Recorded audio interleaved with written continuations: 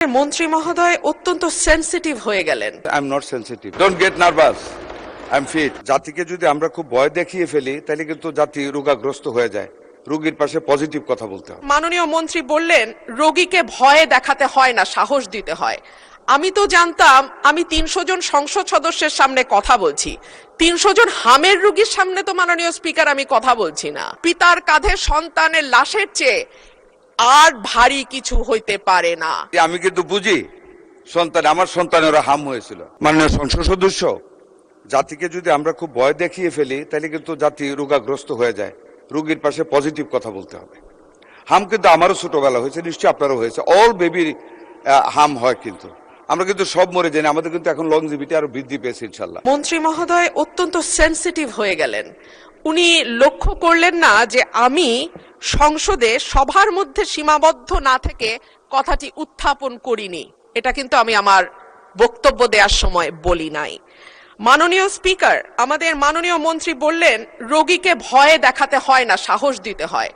আমি তো জানতাম আমি 300 জন সংসদ সদস্যের সামনে কথা বলছি, 300 জন হামের রোগীর সামনে তো মাননীয় স্পিকার আমি কথা বলছি না।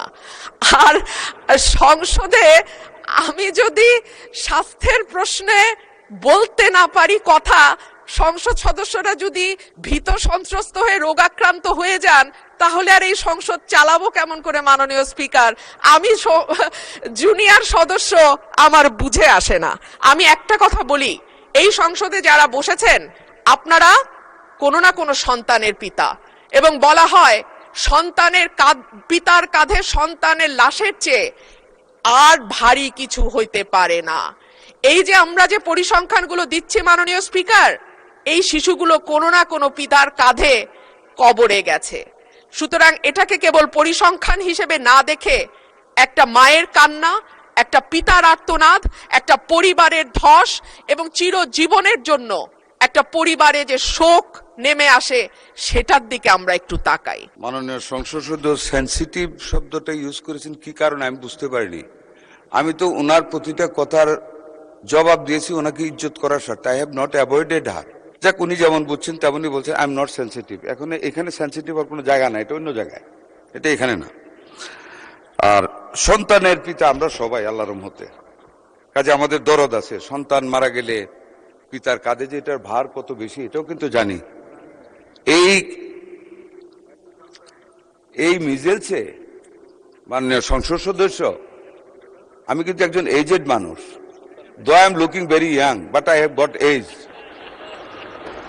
Don't get nervous, I am fit. মাননীয় স্পিকার, আমি মিজেলসের ওয়ার্ড কিন্তু ভিজিট করেছি despite of my health risk, এবং I cried in Mohakhali infectious disease hospital after the first death of a child due to the lack of intensive care unit at that infectious disease clinic.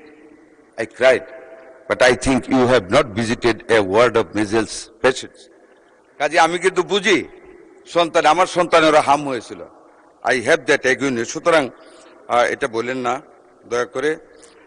আরেকটা জিনিস আপনাকে বলি, পরিসংখ্যান বিষয়ে একটু দয়া করে ক্রস চেক করবেন। শুধু একটা পত্রিকা উঠলে এটা আপনি আনছেন, আপনার কোনো দোষ নাই। I am not blaming you মাননীয় সংসদ সদস্য, বাট একটু ক্রস চেক করেন। এই গভর্নমেন্ট আমরা কিন্তু we are committed to the welfare of the people. We are committed to do something under the leadership of able leadership of mister Tarique Rahman, the honourable prime minister. কাজে একটু cross check করিয়েন যে এই জিনিসটা আপনি দিয়েছেন মৃত্যুর ঘটনায়। আপনার মুখেই কিন্তু একটু কন্ট্রাডিক্টরি বলেছেন। একখানে 98টা মৃত্যুর কথা বলেছেন, আবার নিশ্চিত মৃত্যুর কথা বলেছেন। নিশ্চিত ওয়ার্ডটা এবার ইউজ করা হয়েছে regarding the death only due to the measles attack, যেটা ওয়ার্ল্ড হেলথ অর্গানাইজেশন তারা যেটা নিশ্চিত করেছে। আমাদের 41 জন রোগী আমাদের এই পর্যন্ত ওয়ার্ল্ড হেলথ অর্গানাইজেশনের এবং ইউনিসেফের যৌথ সমীক্ষায় ডিউ টু মিজেলস মারা গেছে। মাননীয় সংসদ সদস্য, আর আপনি যেটা বলেছেন যে সংসদে বলা, আমি কিন্তু আপনাকে সংসদে বলতে নিষেধ করিনি মাননীয় সংসদ সদস্য। মাননীয় স্পিকার, আমি ওনাকে বলেছি যে হাম হইলেই ভবিষ্যতে আমাদের সব শিশু ধ্বংস হয়ে যাবে। করোনার পরেও বলা হয়েছিল যারা করোনার ভ্যাকসিন নিচ্ছে সকল মানুষ, কেউ পঙ্গু হয়ে যাবে, কেউ কিডনি ফেল হয়ে যাবে। কিন্তু করোনা কিন্তু অনেক বছর হয়েছে, চলে গেছে। আমাদের কিডনি এখনো ঠিক আছে। আমিও করোনার টিকা নিয়েছিলাম। কাজে আমি কথাটা বলেছি, আমাদের মুখ থেকে হ্যাঁ আশঙ্কা থাকবে, কিন্তু মানুষকে আশঙ্কায় ভুগতে আমরা দিব না, এটি মাননীয় সংসদ সদস্যদের দায়িত্ব।